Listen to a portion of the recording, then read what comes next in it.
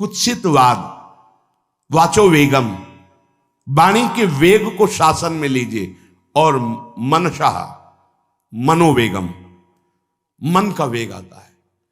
ये देखूं, ये भोगूं, आदि आदि संकल्प विकल्प, इसके वेग को सह जाओ। कुछ नहीं बोलना, सहने का मतलब होता है कुछ नहीं बोलना। मन कह रहा मुझे ऐसा करना है, मुझे ऐसा करना है, मुझे ऐसा, कुछ नहीं बोलना। कुछ भी उसकी जलन जो हो रही है किसी से नहीं कहना, शांत गंभीर, खत्म। पर उपासक क्या करता है, जो कच्चा उपासक है, नहीं नहीं अब मेरे मन में आ रही, मेरे मन में जलन हो रही, मुझे ऐसा करना है, मुझे ऐसा नहीं। शांत, ना बोलना है जो मन में आ रहा है, ना उसकी जलन पर ध्यान देना है, अपने मंत्र नाम उपासना कर्तव्य में लगे रहो, शांत हो जाएगा। इसके शांत करने की युक्ति है, इसे मतलब मत रखो। जैसे एक पागल आदमी रोड में खड़े तुम्हारे ऊपर कंकड़ फेंके, थूके, गाली दे, तो अपने लोग क्षमा भाव से कि वो पागल है, ऐसे मन अभी पागल है, इसके निर्णय पे ना हो।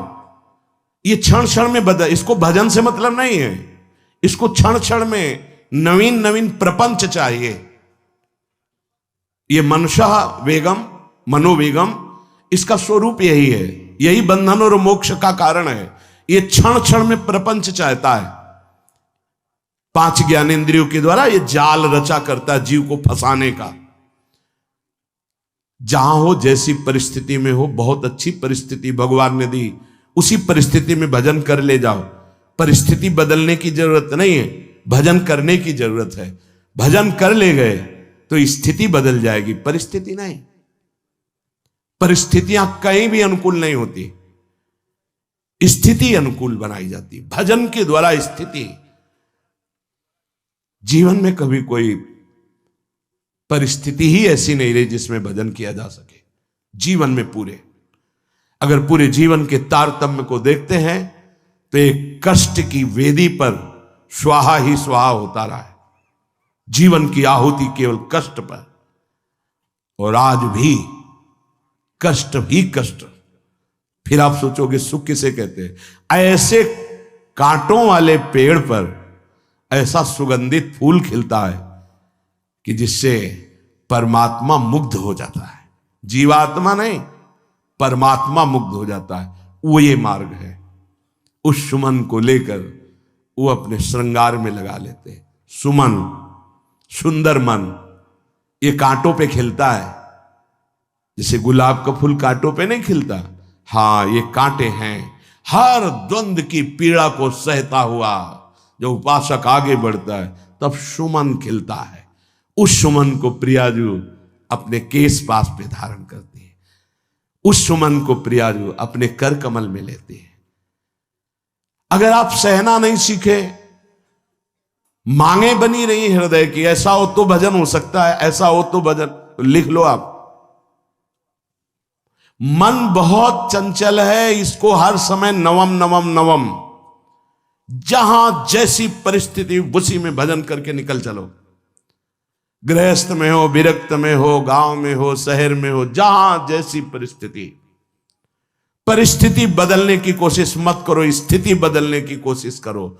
जिनको लगता है परिस्थिति बदल जाएगी तो भजन होने लगेगा, नहीं। भजन होने लगेगा तो किसी भी परिस्थिति में भजन होने लगेगा। भजन नहीं तो किसी भी परिस्थिति में नहीं होगा, पक्का समझ लीजिए। इसलिए मनोवेगम, ये जो मन का वेग आ रहा है, इसको आप सहना सीखो और प्रियाजू पर भरोसा रखो। उनको जैसी परिस्थिति देनी होगी दे देंगी ना, भरोसा रखो। अगर मांग मुख से निकाल दी तो अधूरापन साबित हो जाएगा कि हमको ये खाना पीना, ये हमको पहनना, ये ऐसी परिस्थिति, ये ऐसी छोड़ दो। जोई जोई प्यारो करे सोई मोहि भावे। शांत हो जाओ, मन के वेग को सह जाओ। क्रोध वेगम, महाप्रभु कह रहे कुत्सितवाद विकार है। समस्त विकारों में प्रधान विकार होता है काम। काम से ही क्रोध का प्रादुर्भाव होता है। क्रोध एक वृत्ति है जो आने जाने वाली, स्थायी कोई नहीं है। जिस समय आपके अंदर क्रोध आए इस समय मौन होकर हट जाइए वहां से, तुरंत जाकर थोड़ा ठंडा पानी पिए, प्रभु के चरणारविंद की तरफ अपनी वृत्ति को ले जाने की कोशिश कीजिए। उस व्यक्ति से चिंतन हटाइए जिससे क्रोध आ रहा है, उस व्यक्ति की उस क्रिया से चिंतन हटाइए जिससे क्रोध आ रहा है, हट जाइए। ये क्रोध का वेग अगर आता रहा तो भजन करने पर भी अनुभव नहीं हो पाएगा। एक बार अच्छे से क्रोध आ जाए, अंदर हृदय जल जाए, तो 1 महीने भजन के प्रभाव को रोक देता है पूज्य बाबा के उसमें। फिर आप अगर 12 बार साल में आ गया तो क्या अनुभव में आ गया। इसीलिए 20-20, 50-50 वर्ष हो रहे हैं, कुछ अनुभव में नहीं आ रहा। बहुत सावधान। क्रोध हमारा नाश करता है, किसी और का नहीं। हमारे भजन का, हमारे हृदय के आनंद का, हमारी वृत्ति का बड़ा हल्का स्वरूप हो जाता है क्रोधी पुरुष का। इसलिए क्रोध को सहना है, उसके वेग को सहना है। वाणी के वेग, मन के वेग और क्रोध के। अगर क्रोध के वेग को सह गए तो अगला है हिंसा का वेग। वो अपने आप सह जाओगे, क्योंकि क्रोध से ही हिंसा होती है। हिंसा का वेग, वाणी के द्वारा बहुत हिंसा होती है। ऐसे कठोर वचन बोल दिए जाते हैं जो हृदय को चुभते रहते हैं। बाहर का डंडा लगा है, पिटाई हुई तो 2-4 दिन में ठीक हो जाएगा, लेकिन हृदय में जब पिटाई की जाती है कठोर वचन के द्वारा, तो 10 साल बाद अगर दिखाई दे तो फिर ये वो बोला था, ऐसा बोला था, वो हृदय में घाव बना रहता है। वाणी का हिंसात्मक स्वरूप प्रायः क्रोधी जनों में ही पाया जाता है। अगर क्रोध वेग को सह गए तो वाणी के द्वारा हिंसा नहीं होगी, और मन के द्वारा मलिन हृदय में हिंसा का भाव होता है कि चलो हम वैष्णव में मारेंगे तो नहीं, पीटेंगे तो नहीं आपको, लेकिन भगवान तुम्हारा नाश करेंगे, भगवान बहुत जल्दी, ऐसा भाव मन में, ये भी हिंसा है।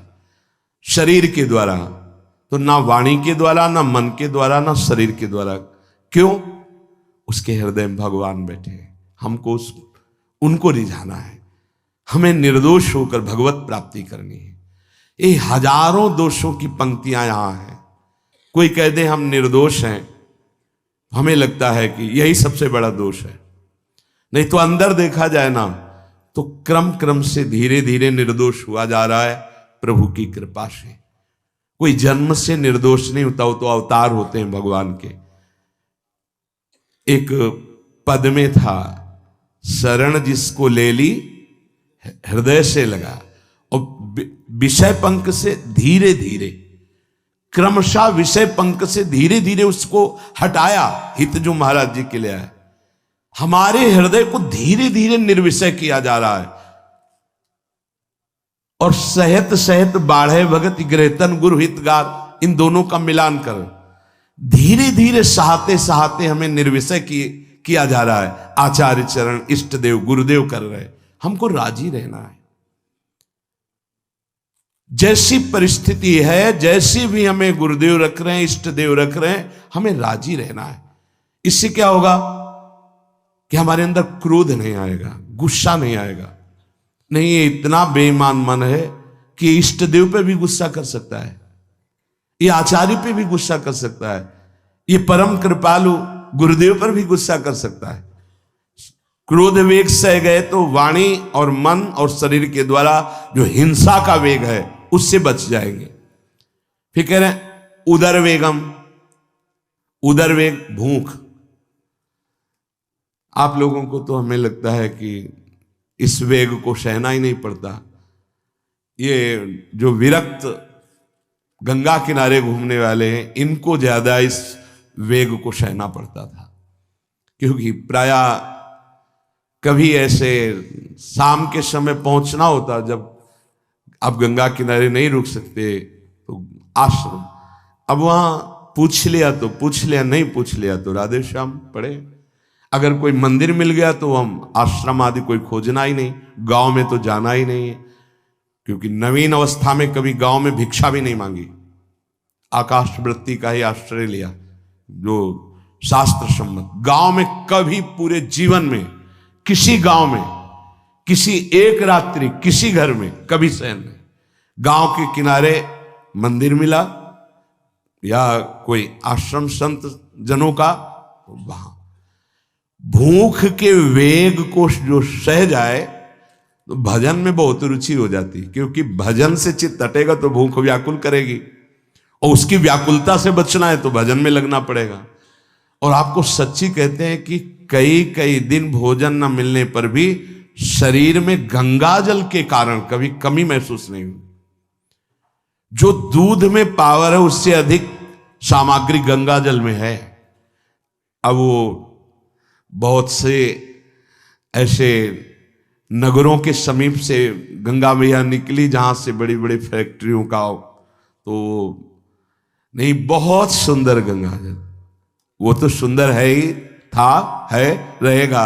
अपने लोग बड़े बड़े ऐसे नाले ऐसे जिससे वो भाव तो है पर वस्तु तत्व तो है, पर जो दृश्य है वो अब गड़बड़ हो रहा है।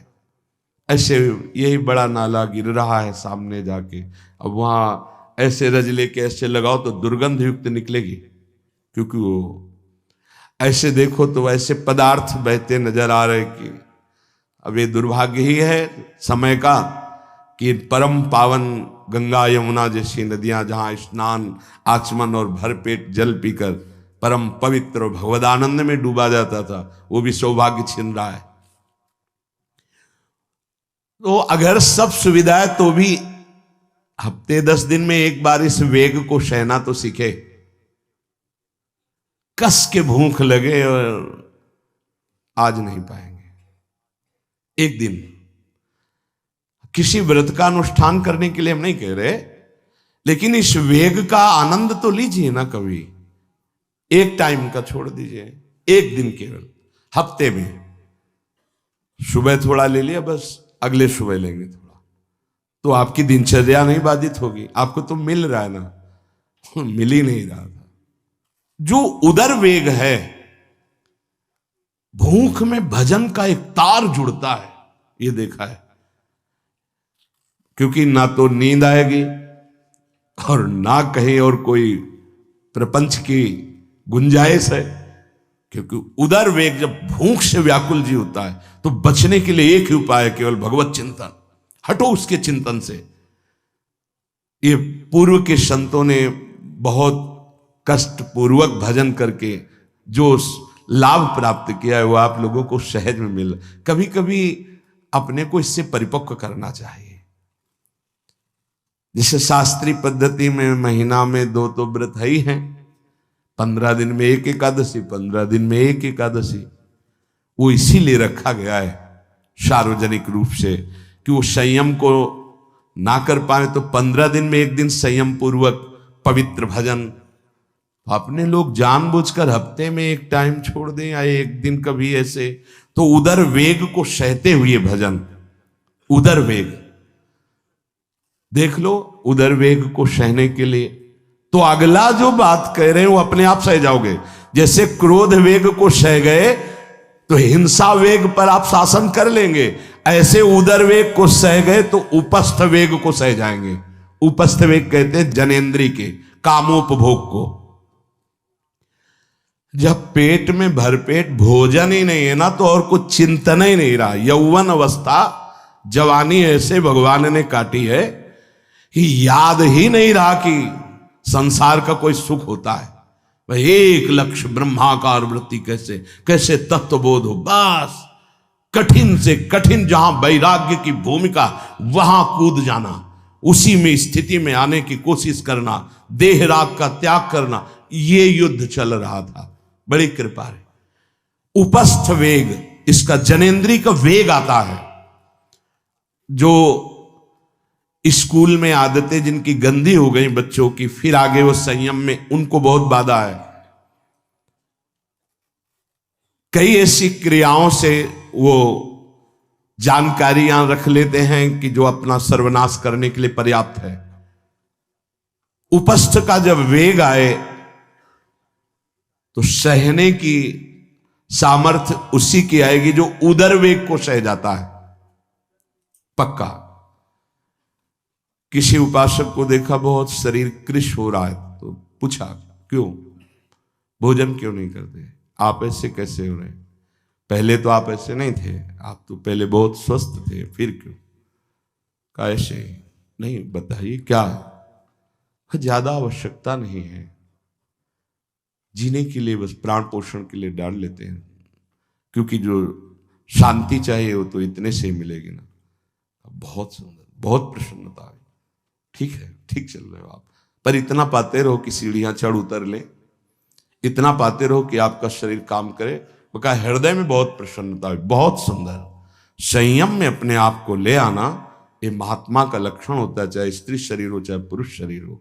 धन्याति धन्य, आप अपने आप को कस दीजिए, यही तो राग त्यागना ही। जो जवानी में अपने आप को जला दिया वो बुढ़ापे में चमकता है, ध्यान रखना।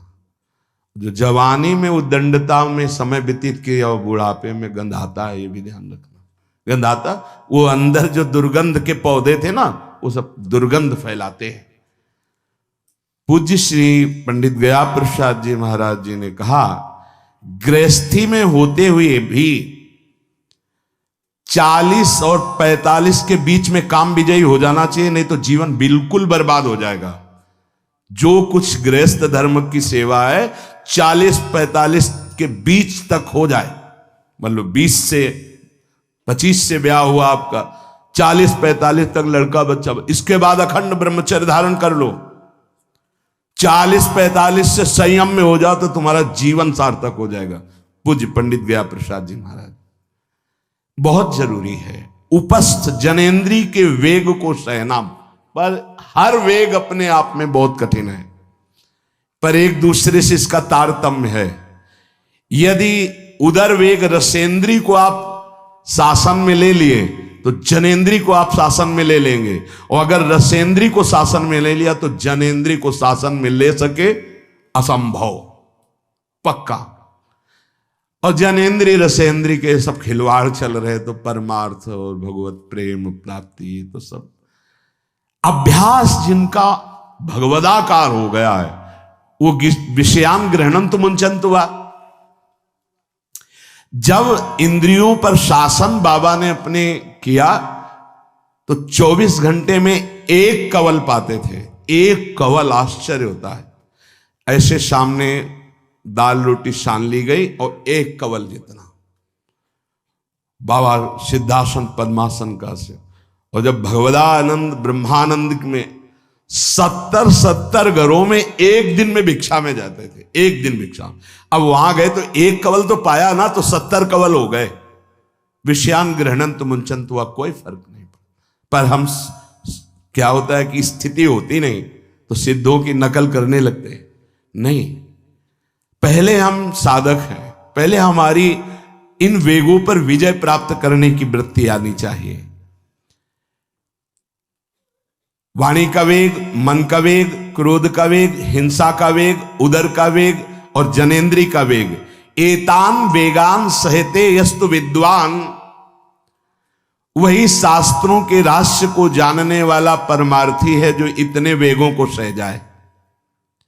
निंदा चास्य हृदयम नोपहन्यात, इसके बाद जब उसकी निंदा हो तो उस पर कोई फर्क नहीं पड़ना चाहिए। इसके बाद जो इन सब वेगों को सह गया है, अब उसकी निंदा हो रही, कोई निंदा कर रहा है तो उसको आनंद पूर्वक सह जाए। ऐसा क्यों कहा? इसके बाद अगर दोष है, निंदा हो रही, तब तो संभालना ही, ये गलती हो गई आपसे। जब आप दोष रहित है फिर निंदा हो रही तो आनंद पूर्वक आपको उसका विरोध नहीं करना, सहना है। क्योंकि ये सहना बिल्कुल भगवत साक्षात्कार के नजदीक ले जाएगा। देखो, अपमान, निंदा, तिरस्कार, असलियत में हम कैसे साधक हैं इन्हीं के द्वारा परिचय होता है। पूज्य स्वामी श्री अनंग बोधाश्रम स्वामी जी महाराज बड़े महापुरुष थे, जिनको स्वयं करपात्री जी महाराज मूर्तिमान ब्रह्म कह के साष्टांग दंडवत करते, दिगंबर रहते थे, नंग धड़ंग, केवल गंगा के ही तट पे। वो महीने 2 महीने में और कहीं नहीं जाते थे। एक बड़े वकील साहब थे, वो भिक्षुकों को रोटी दाल ऐसे रोज बंटवाते थे, उनकी पंक्ति में लगने जाते थे। महीने 2 महीने में एक बार पंक्ति में लगते थे जाके, नंग धड़ंग अवधूत वेश जटाएं, और जरूर ऐसी चेष्टा करते थे जिससे उनको धक्का मुक्की लगा दी जाए। तो एक दिन गए, लाइन में खड़े हुए, फिर 2 लोगों को क्रॉस करके आगे लाइन में, फिर आगे लाइन, तो जो नौकर डंडा लिए खड़े थे उनका तुम्हें बार बार मना किया, 1-2 डंडे लगे, फिर आगे जाके खड़े हो, तो धक्का मारा, पीछे किया। और ऐसा ये महीने 2 महीने में वहां सहने जाते थे। अचानक उस दिन वकील निकले, उन्होंने देखा, अरे स्वामी अनंगबोधास, पता है तुम्हें कौन? साष्टांग दंड। उस दिन से जाना बंद कर दिया। फिर एक दिन गए थे प्रभुदत्त ब्रह्मचारी जी के यहाँ, कहां असनी है और कहां जोशी, गंगा किनारे पूरी रात चल करके पहुंचे। 2 बजे आवाज लगाई, ब्रह्मचारी। स्वामी जी उतरे नीचे, साष्टांग दंड, बैठे। उनका स्वामी जी 2 बजे रात, हाँ ऐसे मन आया, आगे कुछ खाओगे पियाओगे? स्वामी जी, और वो भी परमहंस ब्रह्मचारी जी, बहुत संयमी महापुरुष प्रभुदत्त ब्रह्मचारी। टीन में कुछ आटा रखा, तो बोले स्वामी जी कहो तो रोटी बना दे। बोले हाँ बनाओ। रोटी और नमक ऐसे पाए, जितना टीन में आटा था सब पागल, जो 2-4 किलो जो भी। तो बोले स्वामी जी आटा तो खत्म हो गया। बोले हाँ, भोजन का स्वाद तो साधु ही जानता है। फिर उठे, झूसी से असनी फिर पैदल। हे संतों की मौत, अपमान, तिरस्कार, क्षुधा, हर वेग, ये हमारी कसौटी है।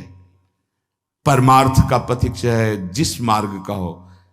देखो सुदामा जी गृहस्थ मार्ग के कितने उच्च कोटि के, नरसिंह मेहता गृहस्थ मार्ग में कितने उच्च कोटि के। एक कभी तो सौभाग्य ऐसा प्रभु देते जब कोई हमारी निंदा करता है, ये सौभाग्य है, हमें सहने का सौभाग्य मिलता है। कभी तो कोई अपमान करता है जब, तो भगवान से प्रेरित होकर वो सौभाग्य मिलता है। ये साधक को उस समय चिड़चिड़ा नहीं होना चाहिए, उस समय मुस्कुराना चाहिए कि आज मेरी स्थिति का थर्मामीटर डाला जा रहा है, कैसे हो, नहीं आनंदित है। पर देख लो, प्रशंसा होगी तो चेहरा खिला हुआ गुलाब के फूल की तरह मिलेगा, और निंदा होगी तो ऐसे होगा। ऐसा नहीं होना चाहिए। नहीं करत जे अनसहन निंदक, तीनों पे अनुग्रह कियो। इसीलिए पूज्य बाबा कह रहे कि इसके बावजूद, अर्थात समस्त वेगों को सहन करने के बावजूद, तुम्हारी जब निंदा हो और उसको सह जाओ, तब तुम परमार्थ के सूरवीर योद्धा कहे जाओगे। विपत्ति में सब साथ छोड़ देते हैं तो हृदय के भी साथी साथ छोड़ते हैं, ध्यान रखना। जब विपत्ति आती है तो मन भी साथ देना बंद करने लगता है, विपरीत जाने लगता है, बुद्धि भी विपरीत जाने लगती है। इसलिए जो विपत्ति में अपने धैर्य और साहस को न खोकर अपने सिद्धांत से चलता है उसे महात्मा कहते हैं, चाहे वो गृहस्थ हो चाहे विरक्त हो। ध्यान दीजिए, संपत्ति में, अनुकूलता में तो सब सावधान होने की कोशिश करेंगे, बड़ी कृपा है भगवान की। यहां कहने विपत्ति में सब साथ छोड़ते हैं, ये जीवन में देखा है। विपत्ति में ना तो बाहरी कोई साथ देता है और न मन साथ देता है, उस समय भजन साथ देता है, भजन। विपत्ति में हृदय को जो दृढ़ रखे, धैर्यवान और साहस बिल्कुल ना गिरने पावे, आगे बढ़ो, नाम जब तुम्हारा भजन वैसे ही चलना चाहिए, तब समझना चाहिए कि हमारी साधना परिपक्व। विपत्ति में कोई साथी नहीं होता, देखा गया है, कोई साथी नहीं। मन भी धोखा दे देता है, मन भी, अपना मन भी साथी नहीं, उस समय केवल भजन साथी होता है। तभी विपत्ति को कुंती जी ने मांगा, क्योंकि उस समय एक ही साथी होता है, हरि बस। संपत्ति में तो बहुत साथी मिल जाएंगे, अब तो साथी ही साथी हैं, जिधर देखो उधर साथी हैं। और उस समय तो जिधर देखो उधर केवल हरि है, दूसरा कोई है नहीं। ये बड़ा सुख मिलता है जब तिरस्कार और विपत्ति एक साथ होती है, तो सीधे प्रभु से फोन में बात होती, सीधे प्रभु होते हैं कि आपके सिवा को। इसीलिए बहुत प्रवीण है कुंती माता, इसीलिए कहा कि मुझे विपत्ति दीजिए जो हर कदम में आपका स्मरण कराती है। अच्छा, प्रभु जब कृपा करते हैं तो ऐसी विपत्ति देते हैं कि अंतिम श्वास तक वो बनी ही रहती है, अंतिम श्वास तक बनी रहती है। हर कदम पर जैसे गार्ड रखा जाता है ना, सावधान, यहां से ऐसे ऐसे ऐसे हर समय विपत्ति महारानी सावधान, तुम्हारा जीवन कभी भी नष्ट हो सकता है, किसी भी क्षण नष्ट हो सकता है, इसलिए हर समय लक्ष्य पे रखो अपनी दृष्टि प्रिया प्रीतम पे। ये कृपा होती। तो उपासक को जब विपत्ति मिले, सब साथ छोड़ दें, मन भी ना लगे, तब धैर्य और साहस दोनों को सुरक्षित रखते हुए साधना में समय आया है, परीक्षा आई है, फेल मत हो, धैर्य पूर्वक डटे रहो, निकल जाएगा। ये तूफान है, मन का तूफान है, माया का तूफान, निकल जाएगा, आगे बढ़ो। अगर भूल गए तो इससे बड़ी कोई हानि नहीं होगी, ध्यान देना। साहानिस्तन महच्छिद्रम सा चांद्र जड़ मूढ़ता यन्मुहूर्तम क्षणार्धम वा वासुदेवम न चिंतयेत। अय उपासक, वो मुहूर्त, वो आधा क्षण जिसमें आप अपने प्रभु को भूल गए, किसी भी प्रकार से अपमान को देखकर, निंदा को सुनकर, विपत्ति के चक, सबसे बड़ी हानि हो जाएगी। आधे क्षण के लिए भी प्रभु को नहीं भूलना।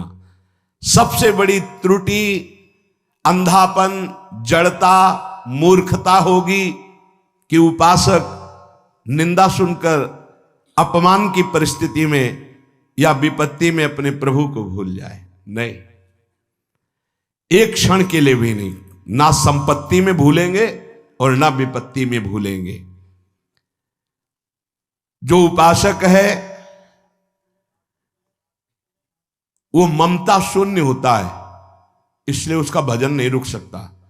न शरीर पे ममता है, न किसी संबंधी पे ममता है। तो विपत्ति किस पे आएगी?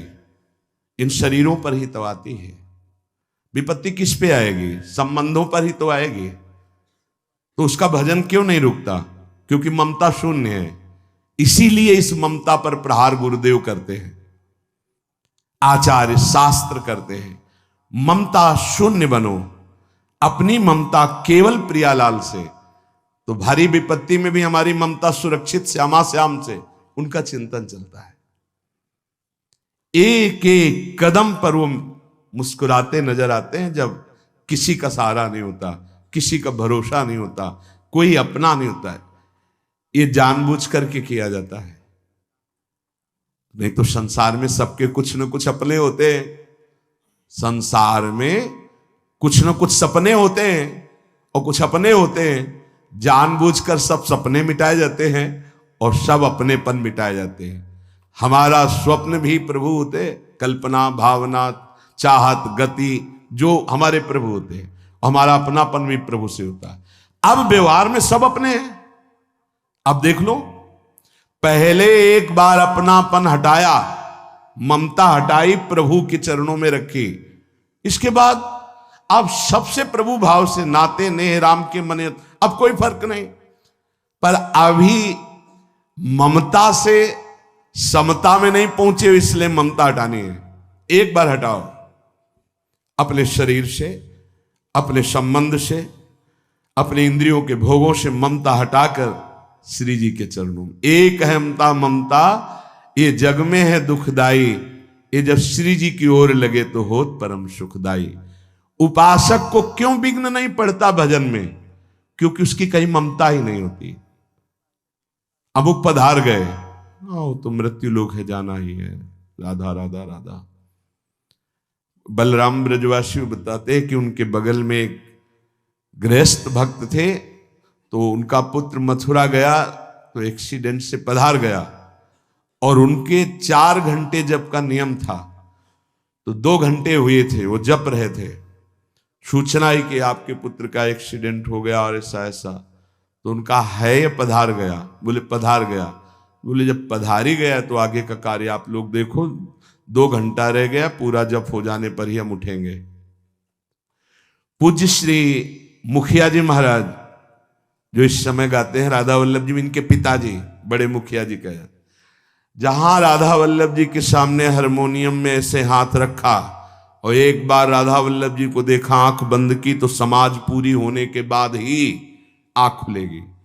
इतने में सूचना है कि आपके बड़े पुत्र को अग्नि के द्वारा ऐसा, तो शरीर पूरा हो गया। तो बस राधा वल्लभ जी की तरफ देखा, आंख मूंद ली, पूरी समाज करने के बाद ही उठे।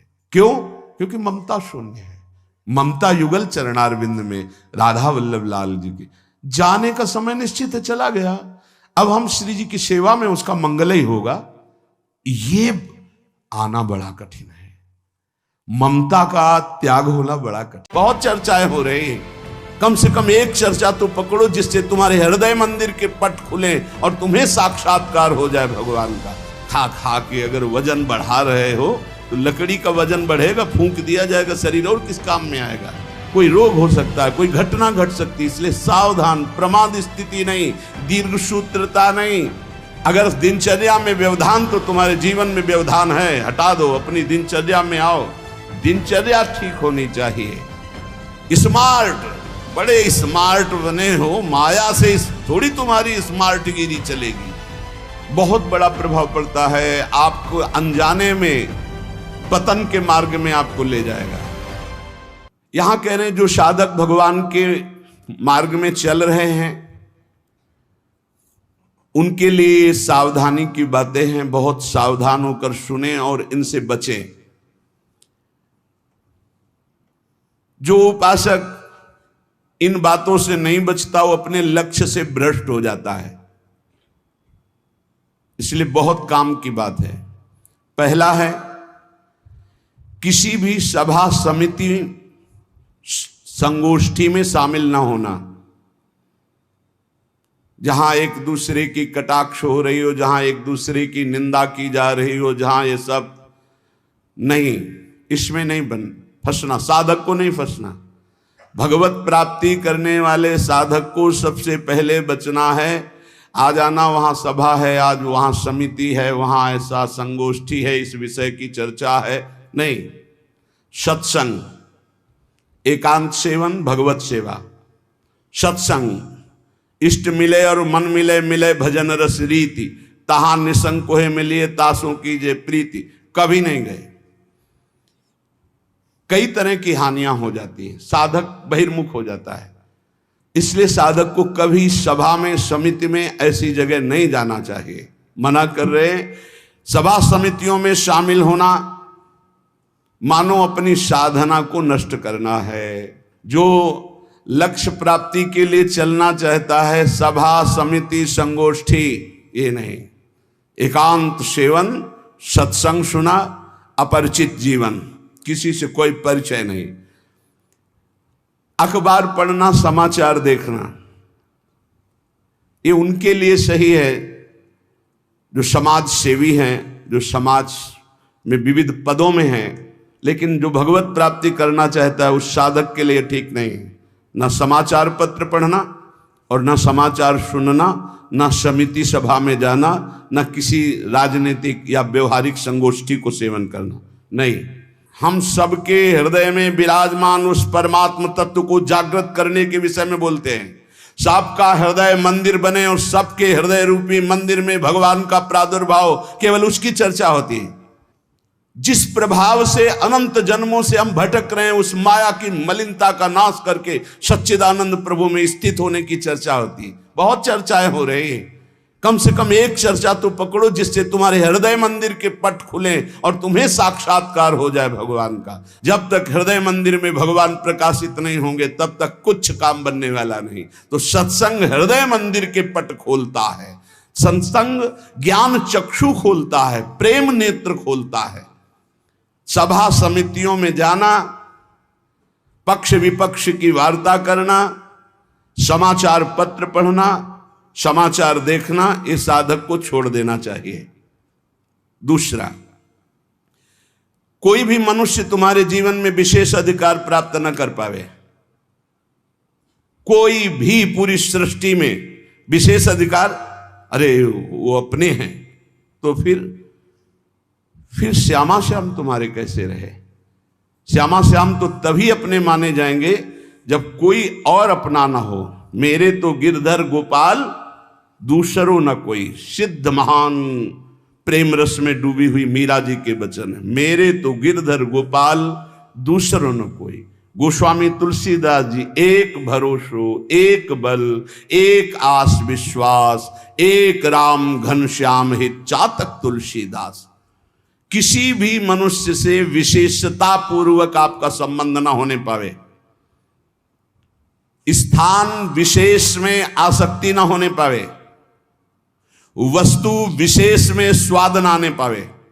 भगवत प्राप्ति करना है तो दूसरी बात सावधानी पूर्वक, कोई हमारा विशेष नहीं, कोई खास नहीं, कोई वस्तु व्यक्ति स्थान कोई विशेष हमारे नहीं। जहां राखो तहां रहो, मान सुख रास है। जहां मेरे स्वामी जैसे रख रहे हैं वैसे रह रहा हूं। मेरा नहीं, मेरे स्वामी कहे जब चाहे तब हटा दे, जब चाहे तब रख ले, उनकी बात है। वस्तु जैसा चाहा वैसा भेज दिया, वैसा हम उसका सेवन कर रहे हैं। हमारे लिए कोई खास वस्तु नहीं, मेरे स्वामी ने भेजा इसलिए बात है। तीसरी, मठ या आश्रम की स्थापना करके उसके विषय में चिंतन करना और धन आदि की चाह करना, यह साधक भगवत प्राप्ति से भ्रष्ट होने की वृत्ति है। ये सिद्धों का कार्य है, साधकों का नहीं। मठ आदि की स्थापना करना ये सिद्धों का कार्य, आचार्यों का कार्य है। आश्रम आदि की निर्माण वृत्ति करके फिर उसके संचालन के विषय में चिंतन करना, फिर रुपया पैसा इकट्ठा करना, और जब मर गए तो बाद में जो चार शिष्य हैं आपस में झगड़ा करना, मुकदमाबाजी शुरू होना। बचो इससे। जैसे बने बनाए मंदिर हैं, बने बनाए जगह हैं, हमको वास मिल रहा है, वास कर रहे, हटा दिए जाएंगे, फिर फुटपाथ में बैठ जाएंगे, पर हमारा कोई चिंतन चुरा ले, ऐसा नहीं। हम ऐसा कुछ नहीं करेंगे जिससे हमारा चिंतन बंटवारा हो जाए। मेरे प्रभु हैं, वो थे, वो रहेंगे। उनके एक निमिष मात्र से अनंत ब्रह्मांडों का सृजन हो जाता है। वो जहां रखेंगे जैसे रखेंगे, जहां राखो तहां रहो, मान सुख रास है। उपासक किसको बैठा ले? स्थान विशेष में आ सकती नहीं, व्यक्ति विशेष में आ सकते नहीं, वस्तु विशेष में आ सकते। हमारे लिए ना कोई वस्तु विशेष है, ना स्थान विशेष है, ना व्यक्ति विशेष है। मठ और आश्रम आदि की स्थापना करके उसके चिंतन में डूबना, अपने मन को मानो दुर्गति का मार्ग चयन कर लेना। थोड़ा सा कड़वा लगेगा ये बात। हम कह रहे हैं सिद्धों का कार्य, साधकों का नहीं। साधकों को नहीं फंसना चाहिए। अगर साधक फंसेगा तो नष्ट हो जाएगा, पक्का, इसमें कोई संशय नहीं। वाल्मीकि रामायण में एक प्रसंग आता है कि एक ब्राह्मण देवता भिक्षा याटन के लिए निकले हुए थे, कई दिन के भूखे थे, भिक्षा मिली नहीं, तो रास्ते में कुत्ता आराम से पड़ा था, 3-4 लाठी उसकी खोपड़ी में मारी, फूट गई खोपड़ी। उस समय राजाधिराज चक्रवर्ती महाराज अनंत कोटि ब्रह्मांडों के स्वामी भगवान श्री राम सिंहासन पर विराजमान थे। दरवाजे से आवाज मारी, सेवक ने कहा एक कुत्ता अपनी प्रार्थना करना चाहता है। भगवान ने बुलाया, बोलो। बोले मैं आराम से मार्ग में पड़ा था प्रभु, क्या मार्ग के साइड में पड़े रहना अपराध है? मैं कुत्ता हूं तो इसलिए मेरा इतना भी अधिकार नहीं कि मैं रास्ते के साइड में पड़ा रहूं। नहीं हुआ क्या, एक ब्राह्मण ने हमारे 4-5 लाठी मारी, खोपड़ी फूट गई। आप बताओ क्या मेरा दोष क्या था? मैंने भूखा भी नहीं, मैंने उसको कुछ छेड़ा भी नहीं, फिर क्यों मारा? बोले हमारे दरबार में ब्राह्मण को तो दंड दिया नहीं जाता। हाँ आप आए हो इसलिए बुलाते हैं उनको और प्रार्थना करेंगे कि ऐसा क्यों किया। बुलाए गए, भगवान आदर किए उन्हें और कहा आपने ऐसी त्रुटि क्यों की, क्यों मारा इसको? बोले 3-4 दिन से भिक्षा नहीं मिल रही थी, आराम से सो रहा था, मैं भूखा टहल रहा हूं, गुस्सा आई, हमने मार दिया। अपराध है आपका। हाँ है। कुत्ते से कहा कि मैं तो दंड नहीं दे सकता, क्योंकि हमारे दरबार में ब्रह्म ऋषि को दंड नहीं दिया जाता, आप दंड निर्धारित कीजिए, क्या दंड दिया जाए। उनका कलिंजर पर्वत का इनको महंत बना दिया जाए। तो ये दंड है, पुरस्कार। जिसको मांगने से भी भिक्षा नहीं मिलती, वो कलिंजर पर्वत के बहुत बड़े आश्रम का महंत बन जाएगा आगे चलकर, तो ये तो पुरस्कार मिला, ये तो दंड थोड़ी। बोले नहीं प्रभु, मैं मानते ही हूं, पूर्व का मैं मानते ही हूं, जो कुत्ता बना हूं, ये जब कुत्ता बनेगा ना तब इसको समझ में आएगा। सीधे कुत्ता ना कह करके इसको हमने, अगर साधक के ये सिद्धों का खेल है, जो स्वात्मानंद में मगन है वो पूरा साम्राज्य चला सकते हैं, लेकिन जो साधक है अगर इस प्रपंच में फंसा तो मारा जाएगा। जब तक भगवत साक्षात्कार न हो तब तक होश में मठ और आश्रम आदि की स्थापना करके उसके चलाने की चिंता करना, ये सब बिल्कुल परमार्थ से भ्रष्ट कर देने की बात है। चौथा, साधन में आलस्य, प्रमाद अपनी दिनचर्या में कभी नहीं होना चाहिए। गुरु प्रसाद से अभी तक, अब आगे भगवान जाने, अगर 102 बुखार भी है और हमारा नियम है 12:30 बजे 1 बजे जगना, तो जगना है, जगना। पैदल आते थे, अब ठीक उसी समय राउंड लगा के अपनी दिनचर्या है, अपनी दिनचर्या में 1 मिनट का फर्क नहीं। अब तो आराम से सो सकते हैं, नहीं, आराम कहाँ, जब तक शरीर में श्वास है आराम नहीं। इसको ऐसे रगड़ा जाता है जैसे कंजूस मालिक नौकर से, ऐसे इस शरीर का प्रयोग किया जाता है। एक एक श्वास बचा बचा के भगवान के चरणों में, और खूब मेहनत कराओ इससे। ये किस काम में आएगा? खा खा के अगर वजन बढ़ा रहे हो तो लकड़ी का वजन बढ़ेगा, फूंक दिया जाएगा शरीर, और किस काम में आएगा? न उठने में सुविधा, न दिनचर्या में सुविधा। जब शरीर बढ़ जाता है ना, अरे थोड़ा कम खाओ, खूब इसको व्यायाम प्राणायाम, अपनी दिनचर्या मेहनत करो, खूब नाम जप करो, भजन करो, इसके लिए मिला है। बोले साधन में आलस्य नहीं होना चाहिए, अपनी दिनचर्या में प्रमाद नहीं होना चाहिए। किसी भी साधक, दिनचर्या में प्रमाद का मतलब है अपने जीवन को नष्ट करना। ये नींद अच्छा है या राधा राधा रटना अच्छा है? हम कहते थोड़ा सो लो। नींद में केवल सुख जो मिलता है वो 5-6 घंटे संसार का चिंतन छूट गया, इस बात का है।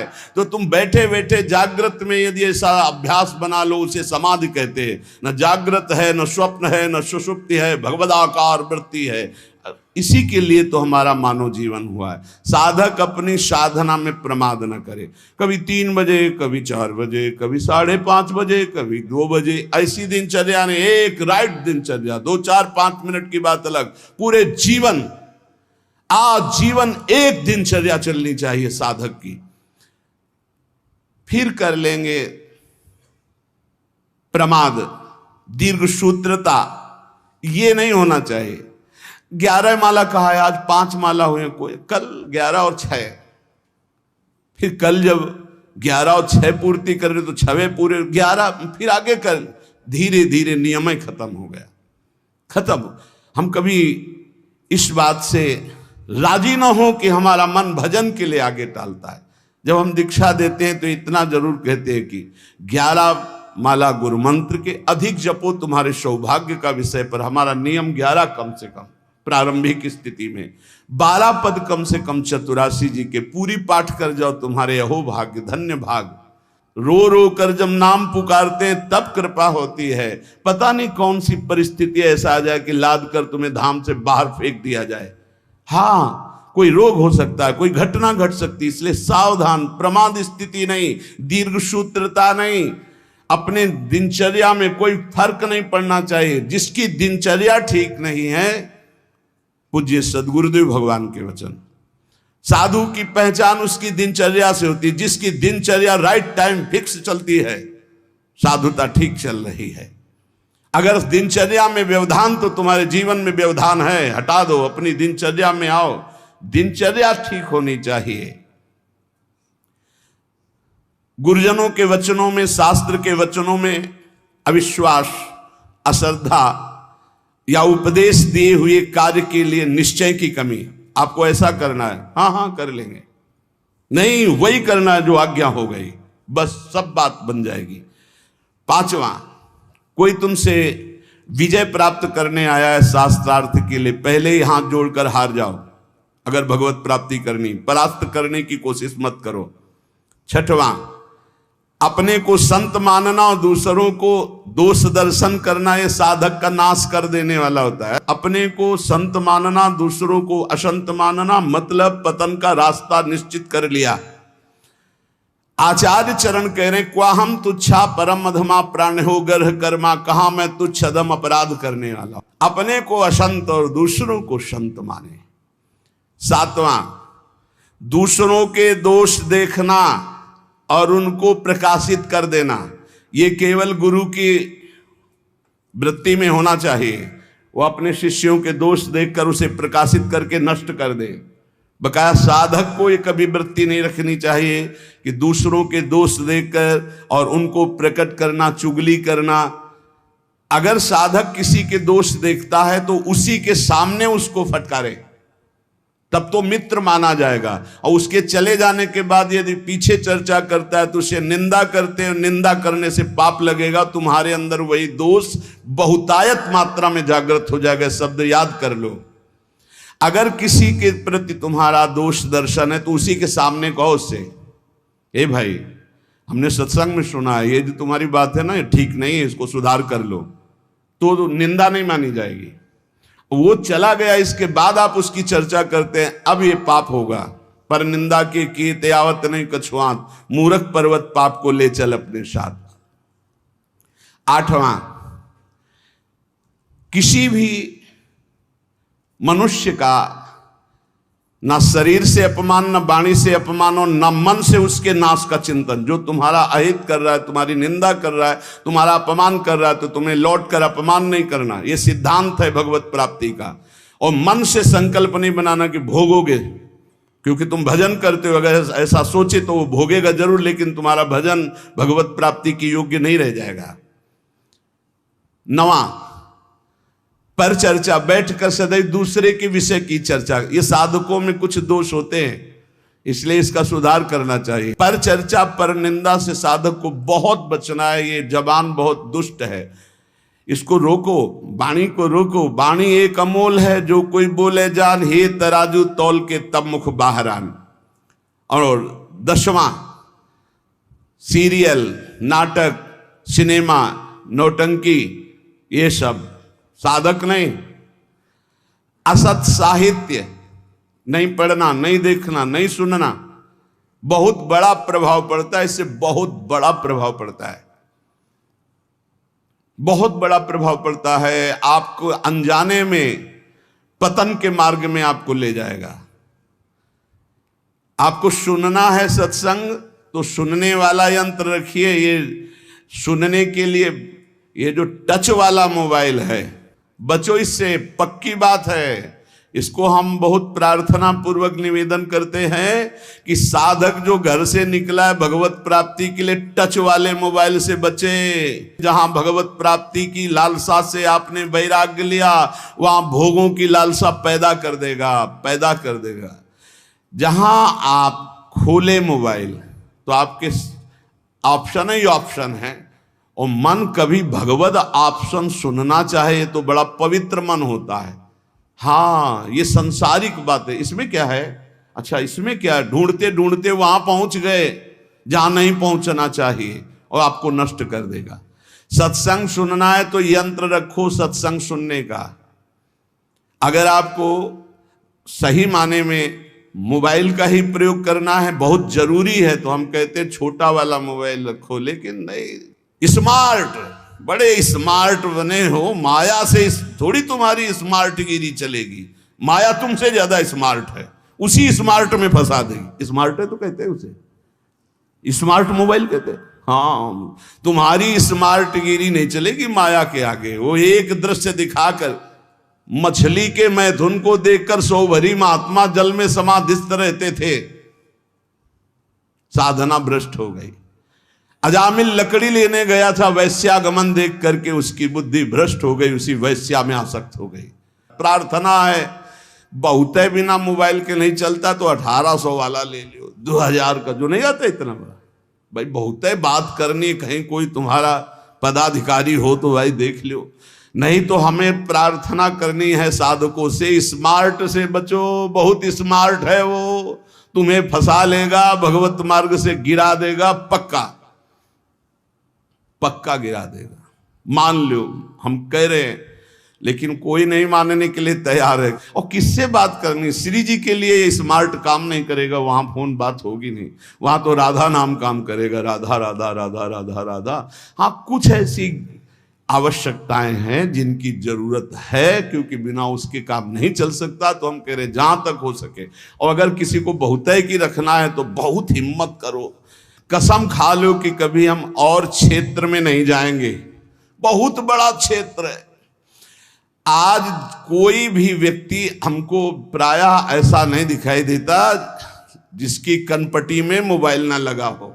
भगवान का ये बहुत विचित्र कलयुग, भगवान ने ये यंत्र चलाया है, बहुत विचित्र।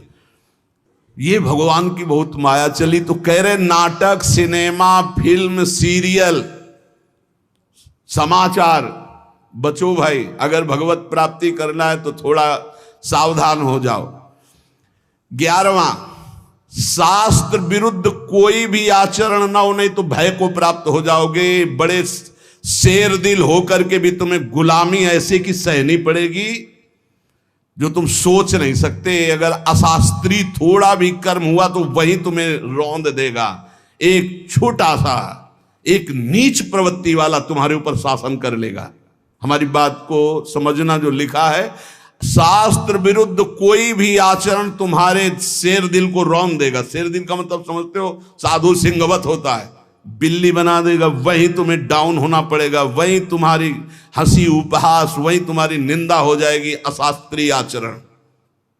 12वां, बड़ों के आने पर खड़े हो जाना चाहिए, नहीं तो प्राण शक्ति कमजोर होती है। अपने से पूज्य और बड़े जन आवे तो हाथ जोड़कर खड़े हो जाने से हमारी प्राण शक्ति मजबूत होती है। पक्का मानो, ये जो दिल कमजोर हो रहे हैं ना, इसका कारण खान पान व्यवहार अशास्त्रीय, ये जो सुबह 8-10 बजे तक सो रहे हैं, आयु नष्ट हो रही, ये जो नाना प्रकार के बाहरी भोजन कर रहे हैं, इनसे अपने यंत्र कमजोर हो रहे हैं। जो अशास्त्रीय कार्य हो रहे हैं, उनसे जीवनी शक्ति नष्ट हो रही, प्राण शक्ति कमजोर हो रही। पक्का मानिए, आज प्रायः लोग ऐसा ही है कि 1-2 बजे रात्रि के सोते हैं और 8-10 बजे जगते हैं। हमारी प्रार्थना है भुवन भास्कर उदय हो रहे और आप सो रहे, तो आपकी श्री, कीर्ति, यश, पवित्रता, प्राण शक्ति, जीवन शक्ति, इन सब का नाश हो रहा है। अरे प्रातः काल भगवान उदय हो रहे हैं, हाथ जोड़कर प्रणाम मात्र कर लो, नार्घ देव तो प्रणाम तो कर लो, भुवन भास्कर पधारे सूर्य नारायण। लेकिन नहीं, 10-11 बजे तक सोते, प्रायः दिनचर्या बन रही। सही माने में 10 बजे सो जाओ, 11, 12, 1, 2, दिन में 1 घंटा विश्राम का। जिसको दिन में विश्राम नहीं तो 9 बजे सो जाओ। 5 घंटे सो जाना बहुत होता है, 5 घंटे बहुत। अभ्यास योग युक्तेन, जैसा आप अभ्यास कर लो वैसा। आपने अभ्यास कर लिया 3 घंटे में, तो 24 घंटे में 3 घंटे में काम हो जाएगा। आप अभ्यास कर लो। अरे साधना एक बार सोने का समय दे दिया, इसके बाद बस फिर नींद नहीं आनी चाहिए, फिर नींद नहीं आनी चाहिए, हर समय ऐसे नींद। और 13वां, किसी भी वस्तु से या जीव से घृणा नहीं करनी। हमें प्रयोग नहीं करना, हमें घृणा नहीं करनी किसी भी वस्तु से, किसी भी जीव से। सब भगवान की सृष्टि, हमारे लिए जो आदेश है हम उसका खान पान करेंगे, उसका पालन। हमें घृणा किसी से नहीं, किसी से नफरत नहीं है। ये घृणा नफरत ये भगवत मार्ग के पथिकों में नहीं होती। विपत्ति में घबरा करके किसी और से सहयोग मांग लेना, ये बहुत खास बात है। बैठे रहो, प्रभु देखते हैं, बने तो आपसे बने, नहीं तो बिगड़ जाए, देखेंगे आप कैसे बना। पक्का गिरते गिरते गोद में हो जाओगे। कई बार हमने अनुभव किया सेकेंड का। अगर सेकेंड की चूक हो जाती तो ऐसी घटना घट जाती। सेकेंड की चूक नहीं होने दी मेरे प्रभु ने, हमने कई बार देखा है। इसलिए भारी विपत्ति में घबरा कर किसी और का सहयोग लेना कभी ऐसा अनन्य भक्त के द्वारा नहीं होना चाहिए। अब क्या होगा? वही होगा जो प्यारे राम जी को भाएगा। और राम जी मंगलमय है, पक्का मंगल ही होगा, अमंगल नहीं हो सकता। भक्तों का सदैव ऐसा ही होता है। वही होगा जो हमारी प्रियालाल चाहते, वही होगा जो हमारे इष्ट चाहते। इष्ट मंगल भवन है, अमंगल हो नहीं सकता। भारी संपत्ति प्राप्त हो तो फूलना नहीं कि अब तो। वैसे सही बात देखो, जो भगवान का भजन करते हैं उनके लिए हर कोई वस्तु हर्ष वाली नहीं होती।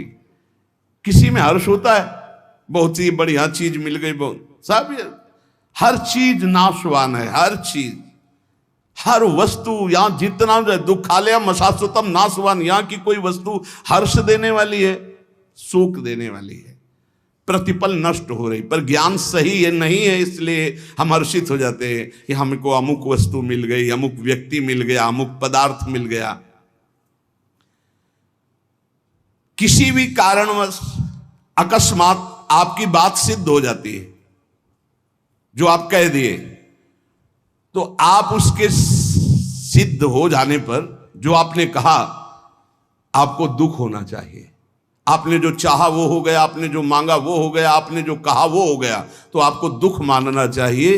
नहीं नहीं, ये अगर बात मेरे अंदर आ गई तो मैं भगवत प्राप्ति नहीं कर पाऊंगा, इस बात का दुख होना चाहिए।